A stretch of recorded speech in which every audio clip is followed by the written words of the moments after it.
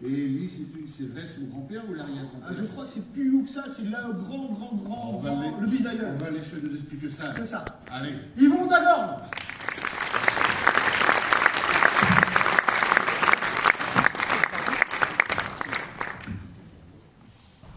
Mon arrière-arrière-arrière-grand-père avait un métier formidable. Il était vigie à la cathédrale de Tréguier. Ah, Tréguier, ville épiscopale et médiévale qui n'a pas de rempart, afin de la protéger des brigands et voleurs de tous bords et de ces maudits Anglais, maudits Sausneck, qui venaient de temps en temps piller. On avait instauré de mettre une vigie dans le clocher de la cathédrale. Pensez-vous, le clocher 62 mètres. La vigie était à 32 mètres. En haut de la tour carrée qui supporte le grand cône, là, il y avait une chambre de garde. Et mon arrière-arrière-arrière-arrière-grand-père avait le privilège d'être le premier veilleur de Tréguier. Oui. Il montait tous les soirs à 18h30 pour rendre son service. Il était accompagné de deux outils impossibles de s'en séparer. Un grand sablier avec un axe qui avait une valeur de 1 heure et sa dame Jeanne de 2 litres, remplie d'alambic au-dessus de 70 degrés. Tu donnes ça aux enfants qui ont des verres, eh ben, c'est pas bon. Il était monté donc un soir de novembre, alors que tous les jours il montait à 18h30. Il arrive, il fiche le grand sablier dans le trou prévu dans la chambre de garde à cet effet, et il attend 19h, et comme tous les soirs à 19h, il sort et il crie à la cantonade, il est 19h, et tout va bien. Il avait essayé des fois de le faire à 20h, mais à cette époque-là, on travaillait du lever du soleil au coucher du soleil, on faisait tout à la main. On n'avait pas les écrans pour nous tenir éveillés, on était fatigués, crevés. Alors à 20h, s'il sortait crier, il est 20h et tout va bien, il entendait, serre de bec. Je ne peux pas vous le dire en français. Bien sûr, tout le monde voulait dormir. Alors il se taisait et il veillait. Et un fameux soir de novembre, le misdu, comme on dit en breton, il lui est arrivé une aventure extraordinaire. Alors qu'il était là-haut depuis 3 heures, il a entendu dans la nuit un bruit sourd, un bruit inconnu, un bruit qui l'a inquiété. Il s'est dit, tiens, serait-ce des brigands qui remontent la rivière pour attaquer Tréguier, ou ces maudits Anglais qui ont inventé une machine du diable pour remonter le courant? Ah, que non! Rien sur la rivière, la lune éclairait, rien ne remontait. Alors il a regardé du côté de la ville, et du côté de la ville, au pied de la cathédrale, il y a un grand ovale de pierre qui encercle la grande place du village, avec un muret haut comme ça. Et là, il s'attendait à voir peut-être une charrette qui allait descendre, voire même peut-être la charrette de Langout, vous savez, l'ouvrier de la mort. Mais non, personne. Et le bruit continuait. Il était dans la nuit noire, il était tout seul, et le bruit était incessant. Il a concentré tous ses sens, enfin ceux qui lui restaient, parce que la vue, il ne pouvait pas la voir, il faisait une nuit noire. À l'époque, l'éclairage public n'existait pas. La lune perçait de temps en temps les nuages, et puis après, ça s'assombrissait, alors il cherchait, mais il ne tombait rien. Mais le bruit venait plutôt du côté estuaire. Alors il a concentré ses recherches de ce côté-là. Et là, il s'est aperçu que le bruit ne venait pas très loin. Et côté estuaire, pas très loin de la cathédrale, il n'y a qu'une chose. Alors Bérette, le cimetière de Tréguier. Et là, la lune ayant éclairé les dalles, les pierres tombales, il s'est aperçu qu'une pierre glissait sur sa tombe en faisant ce bruit sourd.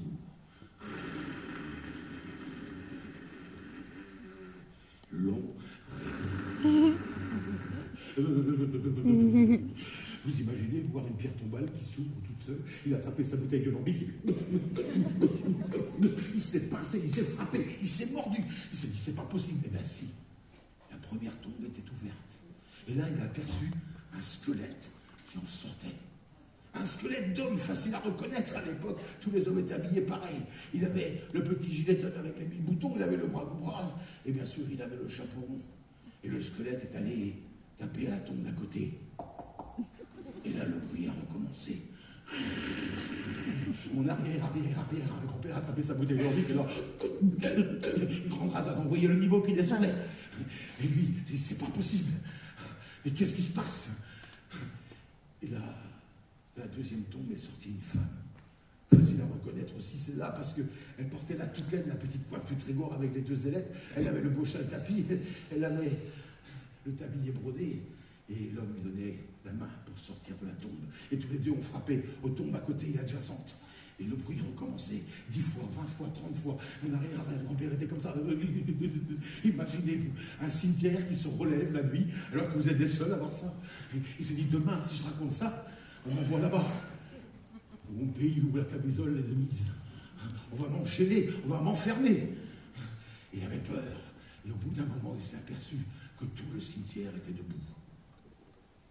Tous les morts, les squelettes étaient là, en couple. Un homme, une femme, faisaient procession. Et à la queue leu, ils sont sortis du cimetière. Ils ont traversé la petite place de Notre-Dame de Coipenzou. Petite place qui est là comme ça adjacente. Ils ont retraversé par la rue Renan, puis sont arrivés dans la grande place. La place principale, la place du Martret. Et là, ils sont montés tous dans le grand ovale encerclé par le petit muret de pierre. Mon arrière-grand-père là-haut se mordait les lèvres, se tapait. C'est pas possible. Et allez savoir. Tous les squelettes se sont mis en rond. Un homme, une femme, ils ont attrapé leurs mains. Et ils se sont mis à marcher tout doucement, en agitant un peu les bras. Et il a compris que là, une danse macabre commençait. Et ça s'est mis à tourner. Lui entendait la musique. Vous savez, la musique de Matin. On a tué les moutons, il entendait ça en pleine nuit, tout seul, aucune lumière ne s'allumait entre guillemets, personne n'entendait rien, personne ne voyait rien, que lui. Alors là, il a observé et il a regardé la grande danse des squelettes sur la place de Tréguier. Et ça tournait. Alors lui, il a bu tranquillement un autre coup de lambic, en se disant, qu'est-ce que je peux faire? Eh bien, je vous ai dit qu'on était au mois de novembre. Moi, je fréquente des fois les Fesnos, un peu moins maintenant parce que je vieillis, mais j'ai toujours vu au mois de novembre, comme au mois de décembre, dans les Fesnos, que deux sortes de personnages. En breton, on dit l'onquérien et dansérien. Ceux qui boivent et ceux qui dansent. C'est jamais les gars qui boivent contre chaud. Les gars qui dansent contre chaud, pardon. C'est toujours un gars qui boit. Eh bien, il n'est pas rare d'apercevoir des gars torse nu dans les Fesnos au mois de novembre et au mois de décembre. Même janvier, février, ça. Et bien là, pareil. Sûrement qu'un des squelettes avait trop chaud parce qu'il est sorti de la ronde, il a enlevé son petit gilet à 1000 boutons, il a posé sur le petit muret, puis il est retourné danser. Et ça s'est remis à tourner. Mon arrière-grand-père a eu une idée à ce moment-là, il s'est dit, je sais comment faire, je vais récupérer le petit gilet qui est posé sur le muret, et demain, quand je raconterai mon histoire, je le montrerai. Quelqu'un va forcément le reconnaître, parce qu'à l'époque, qui habille Jules, tout ça, ça n'existait pas. On savait ce qu'on avait dit à nos morts. Alors, il décide de descendre par l'escalier intérieur de la tour carrée tout doucement. Il arrive dans le cœur de la cathédrale. Il traverse le transept et puis il sort par la porte des Lards. Ah oui, parce que dans la porte des Lards, vous savez, c'est des grandes portes à la cathédrale. Il y a une petite poterne aiguë à la clé. Et il se met à quatre pattes. Et tel un sioux, alors qu'il ne savait pas que ça existait. Il traverse les 30 mètres qu'il y a entre la cathédrale et le petit muret de la place principale. Il chie le gilet et il fait demi-tour. Il rentre dans la cathédrale.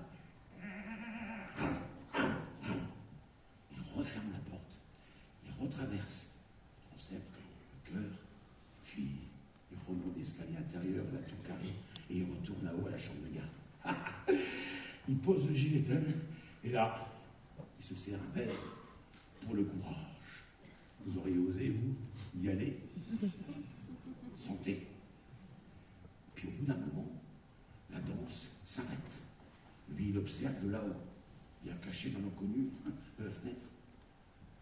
Et puis, il voit les couples qui se refont, la procession qui recommence. Et elle fait le chemin inverse. Elle retourne sur la petite place, rejoint le cimetière. Et là, les hommes galamment aident les femmes à retourner au tombeau. Et le bruit infernal recommence. 100, 200 fois. Et au bout d'un moment, tout le cimetière est fermé. arrière-grand-père, il se prend la bouteille de Lormic et se resserre un verre.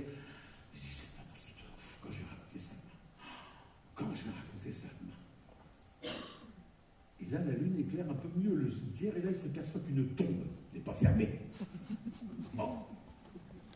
Alors, il retourne côté grand place, et là, il voit effectivement le jeune squelette qui saute le premier muret, qui traverse la place, et puis qui ressort le deuxième muret, qui fait le tour, qui cherche quelque chose partout. Et lui, il dit, oh, tu peux toujours chercher, il est là, ton gilet, avant que tu le récupères. Et le squelette tourne, et au bout d'un moment, il s'arrête, et puis, allez savoir pourquoi. Il se met à regarder en haut de la tour carrée de la cathédrale de Tréguier. Et là, il tend son index décharné, et il vise mon arrière-grand-père. Pas bien, ça montrer les gens du doigt. Et lui, mon arrière-grand-père, là-haut, un squelette qui vous... Et surtout que le squelette a ce geste définitif.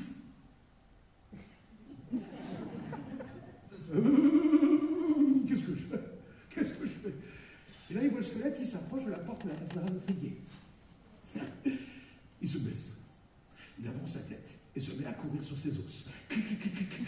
Et bam, il donne un grand coup de boule dans la porte de la cathédrale de Tréguier, qui ne bouge pas. Le squelette, lui, par contre, il se retrouve par-dessus tête.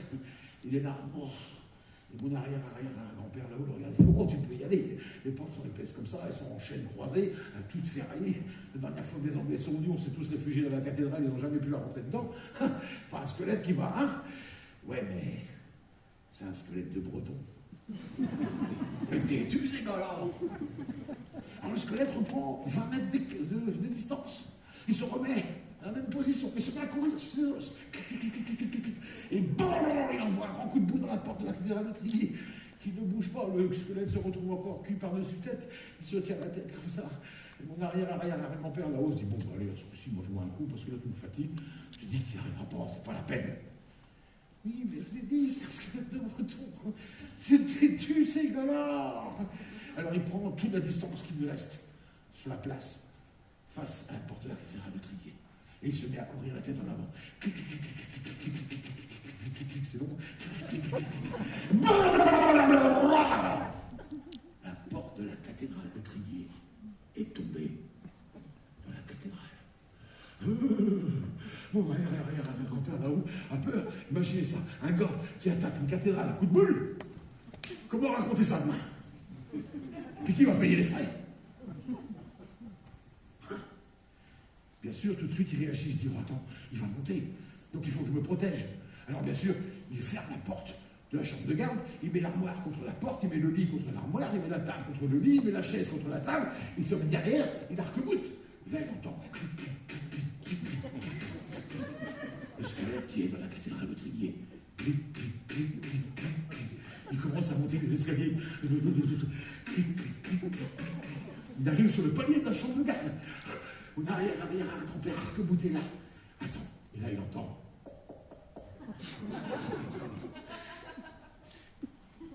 Regardez, je suis pas là, on est parti. Pensez-vous. Il entend le squelette qui recule, qui prend la même de distance qu'il y avait là, il baisse la tête. Clic, et bon, on envoie un grand coup de boule dans la porte de la chambre de garde. Et là mon arrière-grand-père, lui, se retrouvait pris par-dessus tête. Et ben, il avait arrivé la chaise, il avait arrivé la table, il avait arrivé le lit, il avait arrivé l'armoire, il avait arrivé la porte. Il était là, sous les gravats de tous les meubles, quand il a vu les pieds décharnés du squelette qui approchait.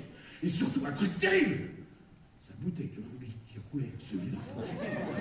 Quand une journée est mauvaise, elle est mauvaise. Rien à faire.